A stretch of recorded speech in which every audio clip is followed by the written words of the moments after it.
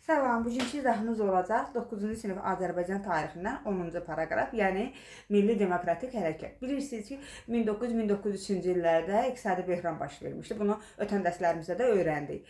Və bu da əhalinin təbii ki, güzəranını pisləşdirmişdi. İşsizlər sayı artmışdı, uşaqların yeniyetmələrin əməyindən istifadə edilirdi. İş saatı 12-14 saata çatmışdı. Və 1903-cü ildə Bakıda fəhlələrin ilk ümumi tətili oldu. Əslində qalsa, bu indi yeni dərslikdə yoxdur, baxın, 1903-cü ildə Bakıda ilk açıq siyasi tətil oldu. 1903-də isə Bakıda fəhlələrin ilk ümumi tətili oldu. Bunun da bu tətilin də fərqi o idi ki, burada bütün sənaye sahələrinin fəhlələri artıq iştirak edir. Yəni tək neftçilər deyildi. Amma bu tətil də ordunun gücünə yatırılmışdı. Rus-Yapon müharibəsində bilirsiniz ki, Çar ordusu məğlub olur. Bu da vəziyyəti biraz da gərginləşdirir. Ondan sonra isə Balaxanı mədənlərində başlanan tətil tezliklə demək olar ki, digər məsələlərdir. Ümumiyyətlə bütün şəhəri əhatə etmişdi və ümumi tətil xarakteri daşımışdı. Tətilçilər həm iqtisadi tələblər irəli sürürdülər, bu öz yerində, amma bununla yanaşı həm də siyasi tələblər də irəli sürürdülər artıq.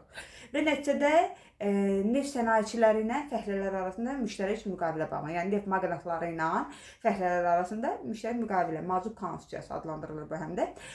Bu güzəştlər, amma bu müştərək müqavilədə güzəştlər əldə edildi. İndi deyəcəm onları bir-bir. Amma bu güzəştlər yalnız neftdə çalışan fəhlələrə aid idi. Amma halbuki bilirik də digər sənaye sahələrindən olan fəhlələr də iştirak etmişlər. Və onlar da 1905-ci ildə bu məqsədlərindən nail oldular. Yəni onlar da güzəştlər bilirdi. Əslində qalsa 1904-cü ilin dekabrında idi o müştərək müqavilə. Deməli, indi Mazuk Konstitusiyasında görək nələr vardı.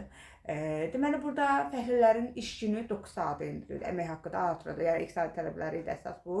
Sonra fəhlələri həftədə bir gün istirahət etmək, sonra ildə bir dəfə də yəni məzuniyyətə çıxmaq hüququ qazandılar.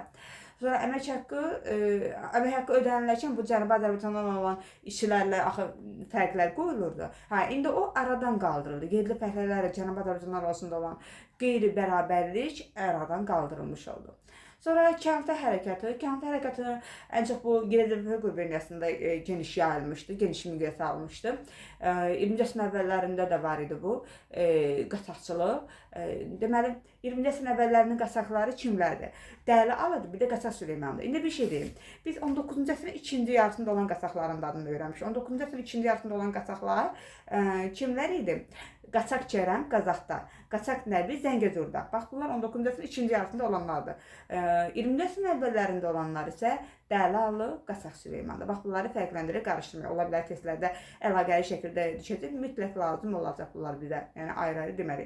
Sonra deməli, Şimali Azərbaycanın 1905-7-ci illər inqilabı dövründəki vəziyyətindən danışaq.